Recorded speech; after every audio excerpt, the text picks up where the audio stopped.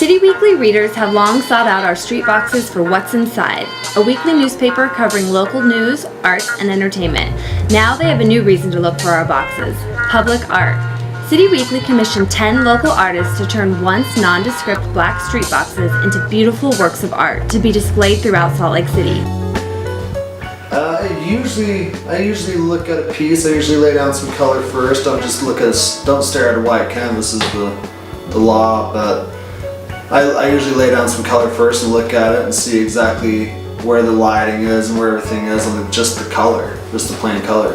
And then usually the eyes come in, or then usually a figure or a letter in the alphabet or a number kind of appears, and that's the composition.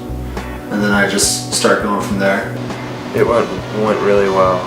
We played well in the last quarter, so that's when the bulk of it happened. And sometimes when you're an artist and you have a deadline of 10 minutes ago, you start getting real creative really fast. So that's what happened on this one.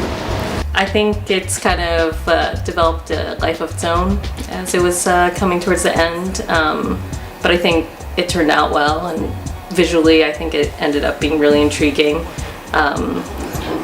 Just some parts of, I use new processes, so I encountered some turbulence working with those, but in all, I'm happy with how it ended up.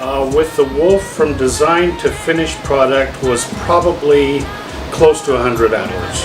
However, the front side of the box was a last minute decision, so I hope it turned out as well as I hoped it did.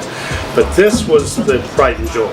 So my main responsibility is as City Weekly's photographer, and when I got the chance to make a box, I wanted to incorporate both of those elements. My box is sort of an assembly of different photos I've taken in a personal project with my girlfriend, and I cut out stencils for each side and sanded the box down to the base metal and then painted over that with just spray paint and the stencil. I was going to paint things other than, on top of this, and then I decided I would attach postcards. Luckily my husband can cut wood, so he cut wood for me, and then I painted them up, and then I wrote on them, and we just attached them. It's done, yay. I'm happy that it's done. It was fun to do. I'm kind of excited to see where it ends up. It was kind of hard at first. I figured out the best mix of media. So it's acrylic at the base, and then I had to hit up the fine colors with oils and everything. But so it's still pretty wet, but kept it simple. Didn't really go into mad amount of detail, so therefore I could get it out faster. Yeah, I like it. Turned out nice. A lot of negative space, and subject matter is there, and bright colors, and the brown skin worked really good against the yellow with the red. Worked out nice. It's kind of a new idea for me. I've always wanted to try something with steampunk art. It's kind of a new thing that's getting hip out there, and I've thought about doing something like that. So it was fun to add some other elements, the thermometer on here, an exhaust pipe, things like that. I thought it was fun doing something steampunk and a little more sci-fi-ish. My dad was also an artist, and he just passed a couple weeks ago, and I tried to think of a different style, and he was really getting interested with me. We'd always email links back and forth about steampunk artists and things like that, so I thought about trying some kind of as a tribute to something he might try to do. But I wanted to kind of go out of my box and try something different this time. It's been kind of fun watching this thing grow and just take off. I want to keep adding more and more features to it. I don't know if I like working with lots of pressure, but I end up doing it no matter what I try to do. So it's always last minute stuff. There's always more things that I could always do to it, I think, but I'm in a comfortable state, and that's when I know it's done is when I'm comfortable with it. Right.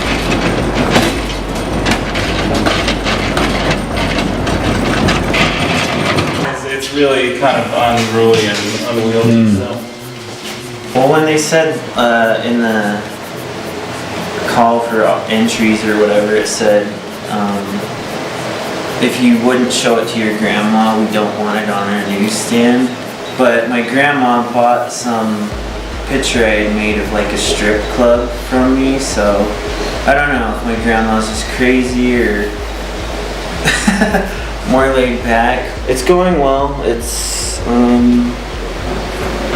I'd say in that limbo state of 75% done. It's making me make something, which is a nice change of pace. It actually took a little bit more time than I thought it would. I got kind of involved in a couple of the sides and wanted to do more actually. I ran out of time. I think it's exciting. It's great exposure and I'm interested to see what everybody else has done. You can follow City Weekly's Out of the Box art project on cityweekly.net. Then look out for our 10 street boxes on display at the main library's Urban Room during the 2011 Utah Arts Festival. We'll reveal their permanent post-festival home.